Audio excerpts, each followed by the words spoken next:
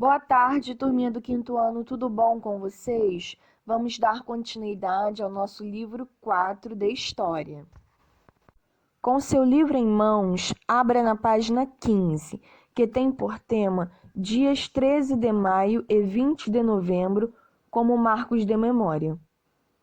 O dia 13 de maio de 1888 é um marco histórico, pois nessa data, por meio da Lei Áurea, milhares de pessoas se tornaram livres e a escravidão foi proibida no Brasil. A lei foi assinada pela princesa Isabel, filha de Dom Pedro II, e publicada no jornal que está sendo mostrado aí no seu livro. Contudo, após a escravidão ser abolida, os governos nada fizeram para compensar os ex-escravizados pelas violências sofridas ou para incluí-los na sociedade.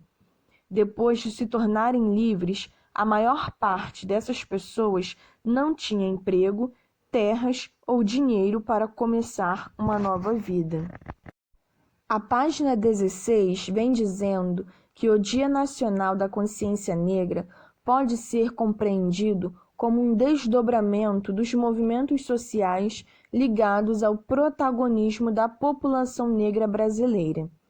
Esse é um dos motivos pelos quais esse marco de memória é selecionado em detrimento do dia 13 de maio, que coloca a princesa Isabel e as elites da época como condutores do processo abolicionista e omite a participação da população negra. Entretanto, o tema é delicado e é necessário destacar a longa história de luta e resistência dos escravizados e dos negros libertos, que formavam fraternidades e clubes abolicionistas e contribuíram efetivamente para a proibição da escravidão e libertação das pessoas do trabalho escravo. Ainda é preciso destacar que o dia 20 de novembro, diferentemente do dia 13 de maio, não é compreendido pelo movimento negro como uma data de comemoração.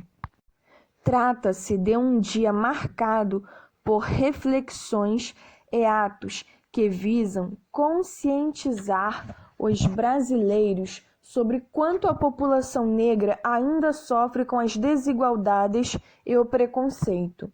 Por conta dessa desigualdade, tornou-se importante para o movimento negro ter uma data em que os próprios negros representassem suas lutas. Por isso, Zumbi dos Palmares foi escolhido como símbolo da resistência negra. Além de representar um movimento negro, não reproduz uma historiografia em que aos negros é relegado um papel passivo e também valoriza a trajetória de lutas que permanecem fundamentais para superar a distância social e econômica que ainda há entre pessoas negras e brancas no Brasil. Página 18. Outros olhares. Entre o período em que foi entendida como ciência, no século XVIII até o início do século XX, a história era escrita tendo como base o passado dos feitos gloriosos e dos heróis das nações. A história narrada era oficial, ou seja, dos vencedores. Os historiadores naquele período acreditavam que a história da humanidade era feita por esses sujeitos históricos e, por isso, as histórias das pessoas mais pobres, simples, como trabalhadores, escravizados e indígenas de diferentes épocas, eram excluídas das pesquisas de história.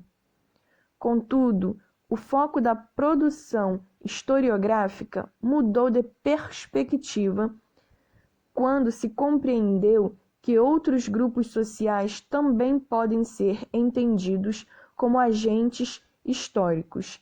Dessa forma, novos sujeitos passaram a ser estudados, o que deu luz e voz a parcelas da população que antes estavam excluídas dos livros da história.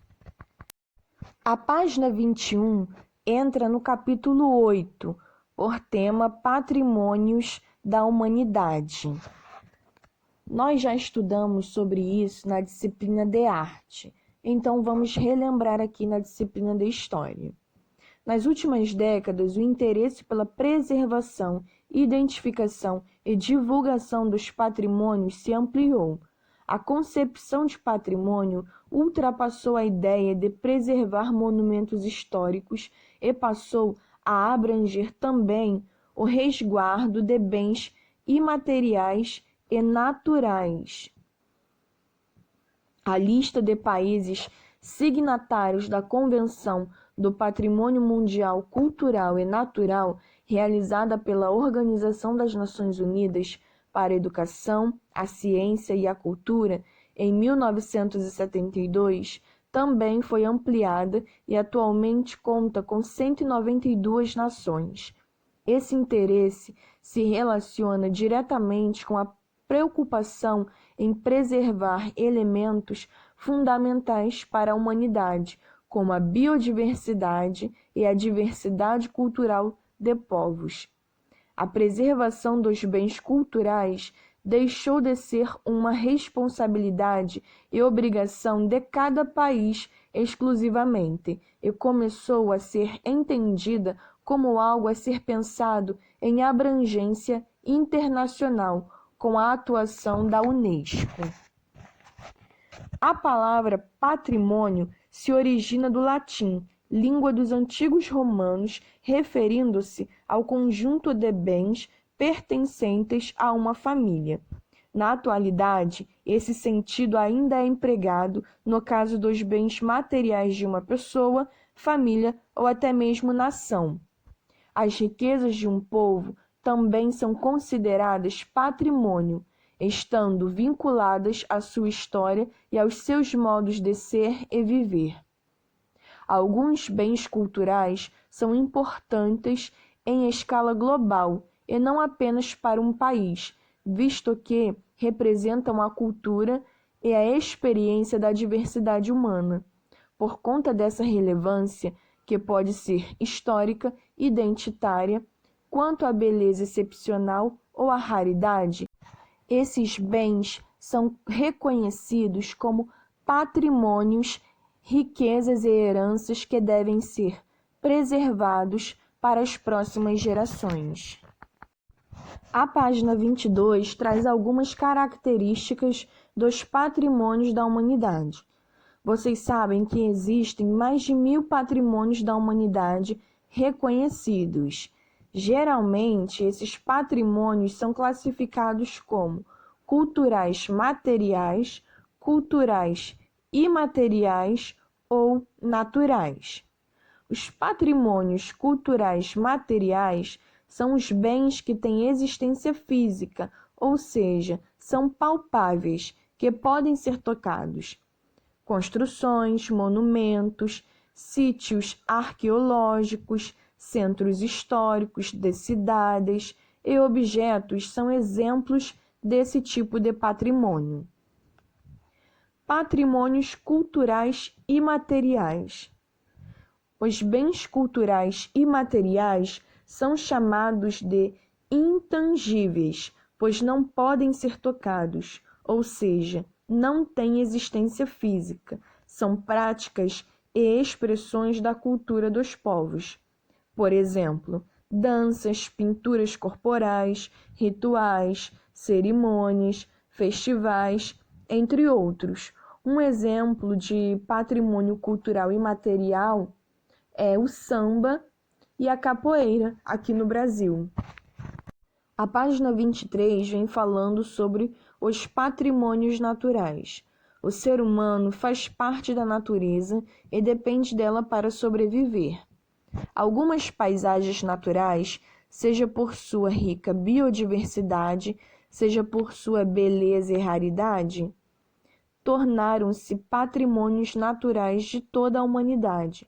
O objetivo é promover a preservação desses locais.